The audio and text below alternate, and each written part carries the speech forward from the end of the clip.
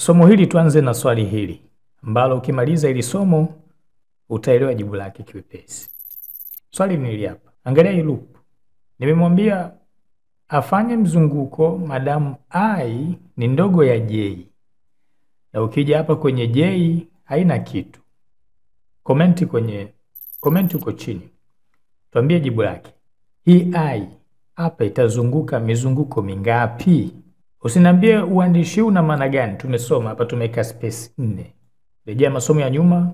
Comment uko chini, tuambie jibu, hii loop itafanya mizunguko mingapi na kwa nini. Twende kwenye somo. Leo tutasoma nini? Njoo tusome variable. Tutaisoma variable, tutaingia ndani kidogo kwenye variable. Kila kinachohusu variable tutajitahidi tukielezea hapa. Kwanza kabisa tutaanza na kitu kinaitwa identifier. Ndio nini? Majina ya variable yanaitwa identifier. Hayo majina ya variable, na tulisema katika somo la nyuma tuligusia kidogo, tukasema identifier sheria zake ni nini? Sheria za identifier, hayo majina ya variable, kwanza yasianze na namba. Pili, yasiwe na space. Ndio nini? Siwezi nikaandika bei ya vyakula kama jina la variable, uruhusiwi. Tukasema kama unataka kufanya hivyo utabidi utumie nini? Underscore. Na kwenye namba unaruhusiwa kuandika, lakini iwe baada ya herufi na wala si kabla. Kwa itakuwa hivi. Sisi tuandika 5B kama jina la variable, hairuhusiwi. Hata rangi hapo unaona imechange kikwambia kuwa huruhusiwi kufanya hivyo. Lakini pia kuna kitu ambacho tukikichukua nini? Huruhusiwi pia kutumia majina au kutumia kodi ambazo zinatumika kwenye C kama majina. Ndio nini? Una kodi ya if. Unataka uiambie if sawa 5, huruhusiwi. Huwezi kuambia int if. Kwa nini? Kwa sababu if ni moja ya kodi za nini? Za C. Of course kama inaandikwa kwa herufi kubwa, lakini kiandika kama if huwezi kufanyaje? Huwezi kukubali. Pia una neno loop na maneno mengine kibao. Neno lolote ambalo linatumika kama kodi kwenye C huruhusiwi kulitumia kama jina. Na hii sio C tu, programu yote ile huruhusiwi kutumia majina ambayo yameteuliwa kwa ajili ya kodi. Tumemaliza hapo. Tuende kitu kingine. Kwenye uandaaji wa jina tumesema utaanza na aina ya jina husika, kisha utachagua jina, labda mshahara. Kisha ima ufunge kwa semikoloni au utafanya nini? Initializing. Kwa maana utaielezea nini unataka kukifanya. Kwa sawa labda 5. Kwa maana yake nimeingiza namba 4 kwenye hii variable ya mshahara. Zoezi hili tunaita declaration. Swali. Ni lazima kufanya declaration, sio lazima kufika ukote. Kitendo cha kuelezea hii variable yako hapa, kuifungua hapa, hii declaration, je, ni muhimu? Ni lazima? Katika lugha C ndio. Katika lugha zingine si lazima. Lakini kiukweli ni lazima. Ndio nini?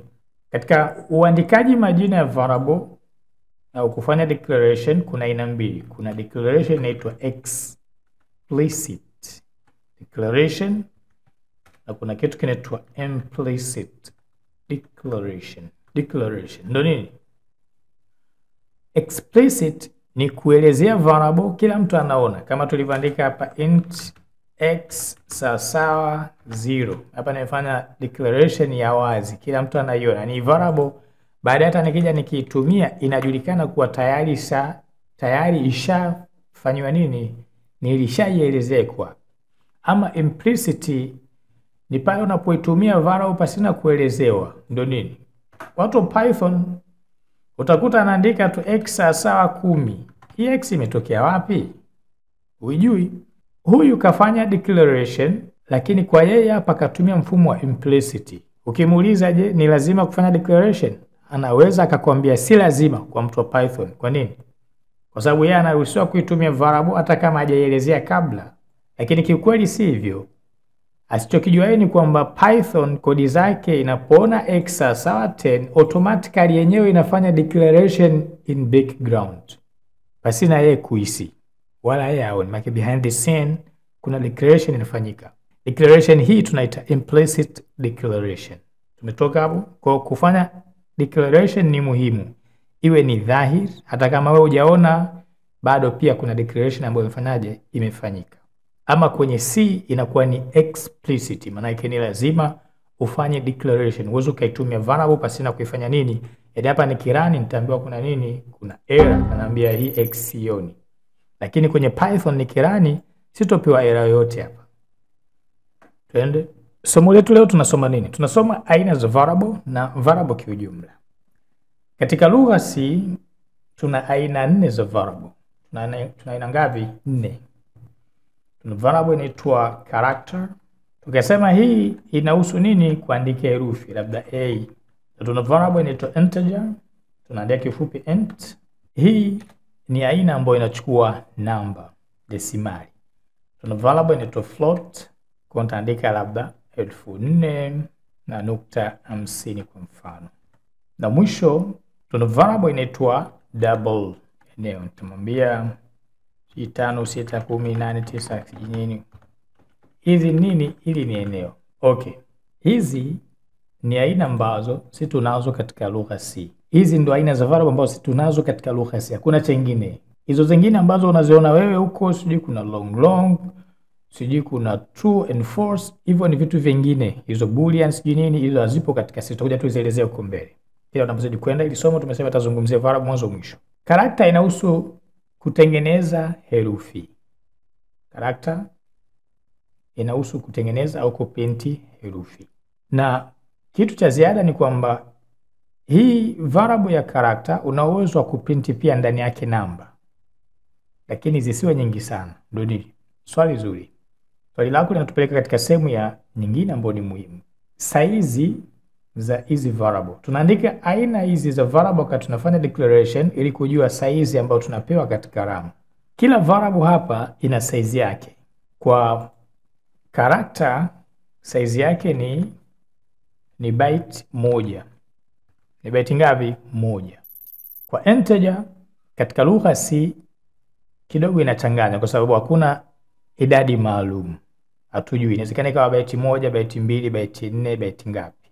Ila mara nyingi inaanzia byte 2. Kutokana na nini? Kutokana na kompyuta yako unatumia ukubwa gani. So kompyuta zimegawanyika, kuna 16, 32, 64. Kwa zamani kwa 16. Sasa hivi kuna 32 na 64. Kuna watu mpaka leo bado wanatumia bit 32. Mtu ambaye ana bit 32, ukubwa wa variable atakaopewa unatofautiana na ukubwa ambao atapewa mtu ambaye anatumia bit 64. Lakini mimi nina uwezo kujua ukubwa, Kuna kodi inaitwa size of. Njoo hapa mwambie printf nini? Nataka nijue ukubwa wa variable hii ni, nitaambia xd desimali. Kisha nitakuja hapa nitaambia size of hii hapo. Ite variable unaitaka. Nataka variable gani? Nataka a ile pale ya juu ambayo ni herufi. Kwa nitaambia herufi. Hapa inamaanisha nimetaka anipe ukubwa wa hii herufi. Nikirani hivi sasa ataniambia hii character ina ukubwa kiasi gani? Ananiambia ni 1. Hii 1 maana yake inamaanisha byte. Kwa character hapa imechukua byte 1. Tuende kwenye integer. Tunataka hii integer hapa kwangu mimi inachukua ukubwa gani? Taambia niwekee hii namba.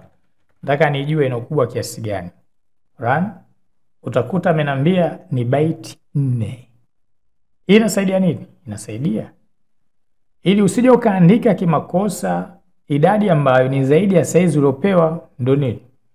Njoo hapa kwenye character. Tumesema unaruhusiwa kuandika herufi, unaruhusiwa kuandika kitu kingine, si ndio? Okay. Njoo tu print herufi. Mimi nitaiprint hii.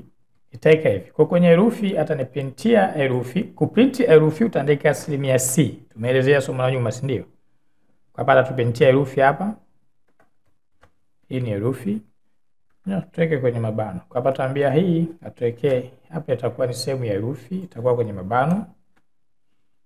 Na hapa namba yake ni hapa, itakuwa kawaida tu %D. Kwenye kuprinti hii size of hii si hatuhitaji, tushaiona huko juu. Kwa hapa nitaambia hivi, nitamwambia tuna herufi ya mwanzo, herufi na herufi of course ni hiyo moja, ila ataprinti mara mbili. Ataprinti mara mwanzo kama ni namba na mara pili kama ni variable. Niwaambia herufi ataniwekea hapa na namba yake itakuwa wapi? Hapa. Njoo tu print. Atanambia hii A na namba yake ni namba ngapi? Ndio nini? Kila herufi katika kompyuta ina namba yake ambayo inajulikana kwayo. Hata unapoandika hapa A, kompyuta isomi A, inasoma namba ambayo iko nyuma yake. Njoo tuangalie mbio run. Utakuta hapa ananiambia hii herufi ni A na namba yake ni 65. Ukubwa wa variable ni byte 4 ambayo ilikuwa tumezungumzia variable ile nyingine sio hii. Acha tuweke \n tuone vizuri. Kwa hapa namba yake ni hiyo, tapiga space hapa. Kwa katupa hii ni A, namba yake ni kadha. Ninaweza kuja hapa nikaandika namba hapa. Kwa mfano taandika namba 100. Ataweza kuiprint? Ya, ataweza kuiprint. Run. Utakuta kaiprint. Kaprint ni herufi D na namba yake ni 100. Kwa kumbe hii namba 100 hapa ni sawa na herufi D. Okay. Nataka ni print kama namba. Tumeprint. Kuiprint kama namba maana yake unaiprint katika mfumo wa desimali kama tulivyoweka sisi hapa. Kwa maana unaweza kuandika namba yote unayohitaji. Kuna kitu kimoja muhimu, ndio nini? Nikija hapa nikaandika 200 nikarun, utakuta kaandika kitu ambacho kieleweki hapa. Na kaandika namba yake ni -56. Kwa nini andike -56 wakati mimi hapa nimeandika 200? Kwa sababu tumesema kila variable ina size yake ya mwisho au ina size yake. Na size ya character hapa ni byte 1. Na lengo la kujua size ili kutoandika namba ambayo itakuletea error bila mwenyewe kujua baadaye. Kama hapa unavyoona tumeandika 200 tumepata 56. Ndio nini? Hii uwezo kaelewa vizuri. Njoo nikuwekee kwenye integer. Mimi hapa nimeandika namba 10 imeprintiwa, si ndio? Hii namba 10. Njoo tumwambie labda tunaongelea idadi ya watu duniani. Mimi nitamwambia watu duniani wako biti ngapi? Wako nini? Labda bilioni 8. Bilioni 7. Andika bilioni 7. Okay, mimi nimeandika 7 1 2 3 1 2 3 milioni hiyo 1 2 3 bilioni 7. Acha tuiprint hii namba. Mimi nitamwambia niprintie hii namba hii. Nataka sasa hivi atuprintie namba tu. Hatutaki hiyo herufi sasa hivi. Tutakuja tuiangalie baadaye. Nataka tuprintie namba. Hapa tuwekee namba. Tutamwambia namba. Namwambia niprintie namba ambayo ni integer ikae hapa. Ambia idadi ya watu. Tutaandika hapa idadi ndio hiyo. Njoo tu run. Run. Angalia alipoprint idadi ya watu katuambia ni minus kadha kadha kadha. Kwa nini? Kwa sababu hii bilioni, hii namba ambayo tumeandika hapa sisi hii ni kubwa kuliko hata namba ambayo inahitajika kubebwa na variable husika. Ndio hapo umuhimu wa kujua nini size ya variable ili kukuondoshia error. Kwa maana hapo utajua error hii imetokana na hii namba niliyoandika ni kubwa zaidi ya nini? Zaidi ya variable husika. Lakini kuna swali la msingi. Mimi najuaje variable ikiwa labda byte 4, 8, 10, 20 sawa sawa na shilingi ngapi au namba ngapi kwenye mahesabu yetu sisi? Swali muhimu. Kwa sababu hapa katuambia integer inachukua byte 4. Mimi hapa nimeandika bilioni 7 imekataa kusoma. Why? Kwani byte 4 ni sawa na bilioni ngapi au ni sawa na namba ngapi? Njoo tupige mahesabu. Unaweza kupiga mahesabu mwenyewe. Fungua Excel. Mimi nitafungua Excel tuone hiyo byte 4 ni sawa na ngapi. Fungua Excel, njoo tupige mahesabu. Hapa tulipoandika bilioni 7 tulipata error. Kwa nini? Njoo tupige mahesabu kwa nini. Lengo lake nini? Nataka tujue ukinipa byte 1 ni sawa na ngapi kwenye mahesabu yetu sisi kipesa. Yaani idadi gani? Milioni, laki, 10,000, 20,000, shilingi 500, shilingi 10. Njoo tuangalie. Kwa sababu ukipiga kio leo utaambiwa ni 255. Okay, kwenye mahesabu ya kawaida ni ngapi? Hujui. Njoo tuangalie. Tuna nini? Tunataka tuipige mahesabu integer. Hapa nina integer. Ina variable inaitwa integer. Variable ya integer tumepewa byte ngapi? Tumepewa byte 4 katika RAM. Sasa byte 4 ni sawa na ngapi? Okay. Katika kila biti moja mahesabu yako hivi. Katika kila biti moja sawa na byte ngapi? Katika kila byte moja sawa ni biti ngapi? Biti 8. Ni somo la basic kabisa kwenye C. Kwa tutaandika 8. Hapa inabidi tupate jumla. Jumla ni ngapi? Tutaambia jumla. Jumla maana yake itakuwa ni 4 sawa. In Excel kama unajua kuitumia ombe mwalimu akuunganishe na somo. Mara 8. Itakuwa ngapi? Bit 32. Take care. Kikawaida tulipo print hii namba hii, acha ni print tena hii program. Nikirun hii program utakuta kuna alama ya minus hapa imekuja. Hii alama ya minus inamaanisha kuwa kuna error katika namba yako, umepitiliza variable. Lakini swali la msingi, hii minus imetoka wapi au imeandikwa wapi? Hii minus imeandikwa ndani ya vidimba vya variable husika. Ndio nini? Yaani kama variable ni biti 8, maana yake kuna biti moja imechukuliwa kwa ajili ya hii alama. Kwa hapa sasa hivi kuna biti moja imepungua. Kwa mfumo huo ina maana hivi, hapa zote si 32, itabidi utoe namba moja kwa ajili ya hiyo alama. Kwa hapa mwambie toa namba 1. Itakuwa ngapi? Itakuwa ni 31. Hiyo ndio namba mwisho. Okay. Tunataka tuipate katika hii 31, tupate namba ya kawaida positive na tupate namba ya nini? Negative. Upo eh? Tunafanyaje? Simple. Inakuwa hivi. Mwambie hii sawa sawa ni 2 power ya 31 ilikuwa hapa. Katika positive ili upate jibu sahihi mwambie -1.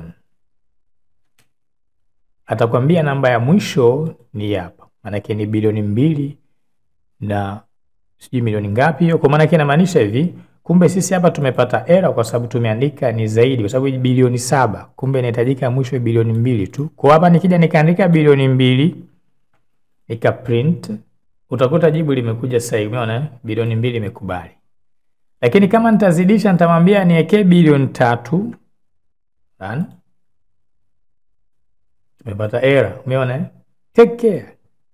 Hizi namba hizi nikizichukua sasa hivi hizi nikamwambia ni print hapa. Hizi ni bilioni 2 chini ngapi? Nikiziprinti ataziprint. Umeona? Angalia sasa. Kama ingelikuwa katika mahesabu ya Excel hujatoa ile moja, maana yake hapa ingelikuja 8 hapa. Njoo tuandike 8. Inakuja nini? Mfano mimi nikirudisha nyuma ya mahesabu haya. Sijatoa hii moja. Piga enter. Imekuja 8, isave, iweke. Nikichukua hii namba hii, nikaja kuiweka hapa kwenye mahesabu yetu hapa. Maana yake itazidi namba ngapi? Itazidi namba moja tu, ambayo ni 8. Nikirani hivi sasa nitapata error. Kwa nini? Kwa sababu mpitiliza. Umeona kuna error. Error ni hapa imetokea wapi? Error iliyotokea hapa ni kwamba wewe umeandika hii ni idadi ya minus. Kwa hii namba moja tuliyozidisha hapa ndio imeleta error. Toa hii. Mwambie 7. Lakini namba hii moja umepata wapi? Kwa sababu ulipiga mahesabu kimakosa. Unaona hapa iko sawa. Kwa hakikisha unatoa namba moja hapa ili upate jibu sahihi katika positive. Twende kwenye negative. Kwenye negative itakuwa ni sawa sawa power ile power ya 2, lakini haina tena habari za kutoa minus kwa sababu kishatolewa. Mwambie piga enter, utakuta ni 48. Hii ni minus. Nikiandika hii kule itakuja, ndio maana mwanzo tulivyoandika ilikuja ile, umeona? Hapa sasa hivi nikiandika hii itakuja yote. Kwa nini? Kwa sababu hii ni minus, ni inahusu idadi ambayo imekatwa tunasema. Umekuta utaikuta imekuja kamili. Hivi ndivyo tunapopiga mahesabu. Kwa maana inamaanisha hivi, integer moja ya kawaida siwezi nikaandika bilioni 3 kwenda mbele. Najua kuna mtu Fudenga ananiuliza. Sasa mimi nataka niandike namba zote kamili, inakuwaje? Vizuri. Swali hilo linatupeleka sehemu nyingine. Kwenye nini? Kuna kitu kinaitwa type, kuna variable types na kuna kitu kinaitwa type modifier. Type modifier. Type modifier ili ni somo jipya. Linahusu nini? Variable type ni aina za variable, kuna character, kuna integer, kuna float na double. Hizi zinaitwa aina. Ama type modifier maana yake nataka ni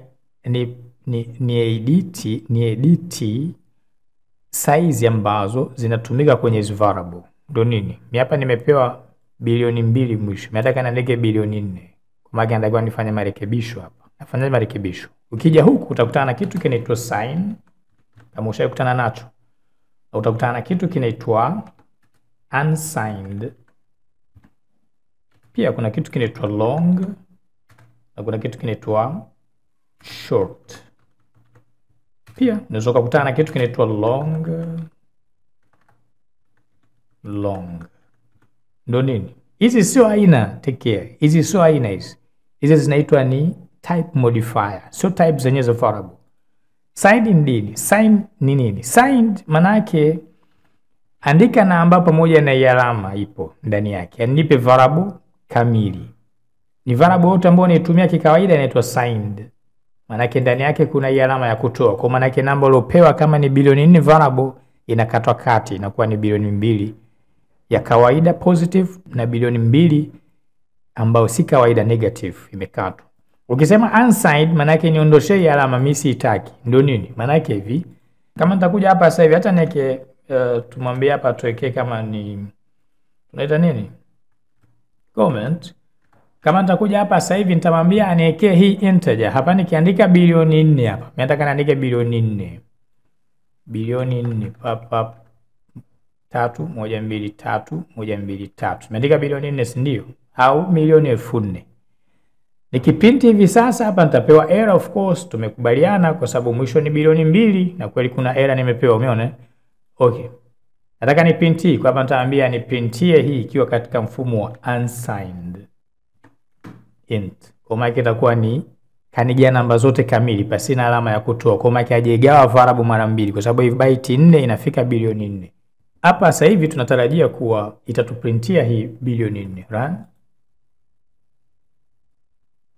Kuna error. Kwa nini? Wakati hii ni byte 4 sasa hivi zote zimetimia. Tukija kwenye Excel tukisema tupige mahesabu, nitapiga mahesabu hii, tutamwambia hii maana yake itakuwa ni sawa 2 power ya ni power ya 32 yote kamili, maana yake hamna ile alama. Kwa maana itakuwa bilioni 4, umeona? Maana yake hapa kosa itakuwa kwenye hii alama ya kuprintia. Run. Utakuta katuprintia nini? Bilioni 4 imekubali kwa kupitia alama ya nini? U, kwa sababu hii ni unsigned. Kwa unsigned tutatumia ni U. Kwa nini sasa hivi tumeweza kuprinti bilioni 4? Kwa sababu tumemwambia atupatie yote namba kamili basi na haja ya kutoa chochote. Upo Sasa kuna swali hapa. Nikimwambia signed maana yake nini? Maana yake tunarejea ile namba ya mwanzo. Okay. Kinyume chake kuna nini? Chini kuna kitu kinaitwa long. Long ni zaidi ya integer ya kawaida. Ila take care, long inawezekana kaleta majibu na inawezekana silete majibu. Long ni kinyume cha short. Short maana yake ikate kati integer. Ndio nini? Nikimwambia int, tumesema int inachukua ngapi? Bilioni 2. Weka bilioni 2. Yeah. Nikimwambia short ni chini ya bilioni 2, kwa maana itakuwa bilioni 1. Joto print hii sasa itapata error. Nimetaambia ni k d. Run. Angalia kuna error. Kwa nini? Kwa sababu hii sasa hivi ni short, kwa maana inatakiwa tumezidi sana iwe 1. Hata 1 imepitiliza kwa sababu short inakata kati. Ikikata kati maana yake inakuwa ni byte 2. Njoo tuangalie byte 2 sasa na ngapi. Kwa hapa nitaambia hivi, ataki hii.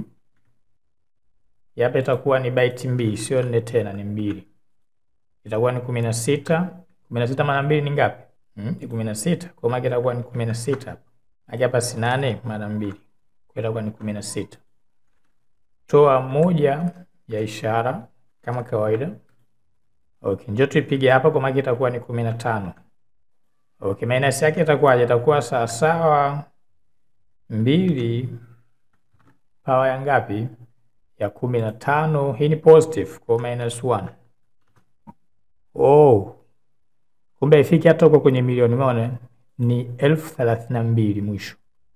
Kwa nikichukua hii namba hapa nikaenda kuiprint, nikaenda kuipaste, nikipaste hapa itafanya kazi. Print, utakuta imesoma 1032. Maana kama nitazidisha atakwambia ni 1033, haita print, tutapata error. Hii ni 1033, maana 1033, umeona? Run. Utakuta kuna error imetokea. Kwa nini? Kwa sababu tumepitiliza hesabu yake mwisho ni 1032 peke yake. Hivi ndivyo au hii ndio faida ya kuijua au kujua size za variable ambazo unazo.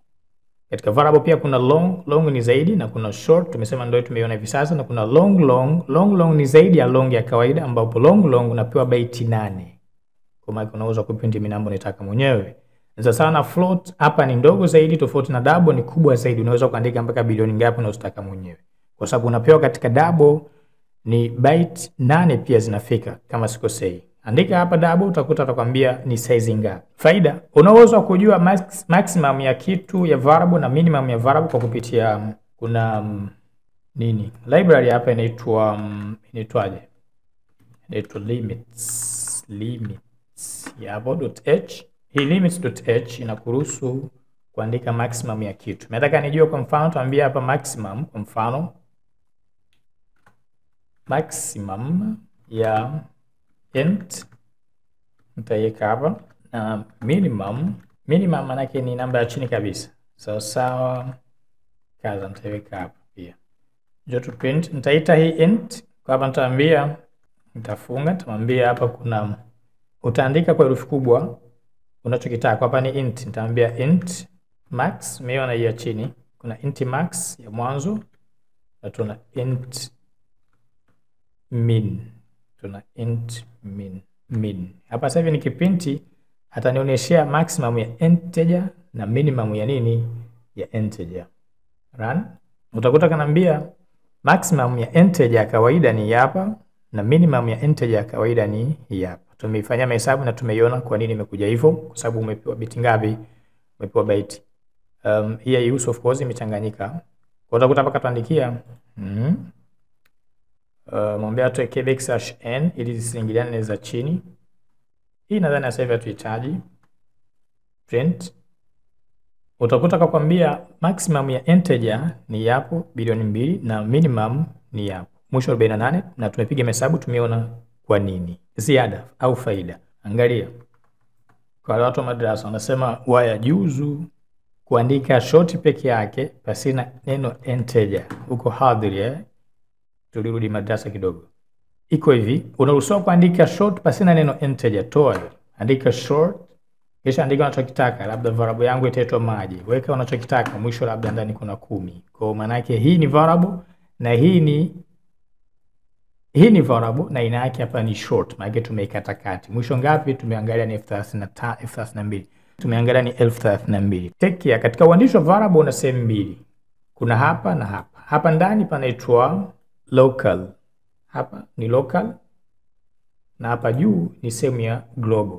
Kwa hizi ni local variable zinakuwa ndani ya main, maana yake ndani ya ile gap. Huwezi kutoka nje. Yaani hapa hii herufi au hii namba nikivuta huku chini nikaandika namba haionekani, nitaambiwa nikisema ni print hivi sasa itapewa error. Kwa nini? Kwa sababu namba haijulikani umeipata hapa. Angalia. Namba hii ni nini? Bwana tuelewe. Kwa sababu haijulikani. Tofauti kama nitakuja hii namba nitaandika huku juu, nitaambia int number. Na usisahau kuandika huku juu. Hii inaitwa global. Kwa maana yake inaonekana sehemu zote hii. Upo naweza kuitumia kwenye function yote kama nitahitaji kuitumia. Kwa sababu itachukua kutoka wapi? Itachukuliwa kutoka huko juu kabisa. Utakuta program ifanyaje? Imerun. Pamoja kwa hapa kuna variable tena iko peke yake. Imekubali kwa sababu hii variable imetoka kwenye global. Hii ni NK na hapa unajifunza Master C. Tunalenga wewe uwe modern professional. Asanteni.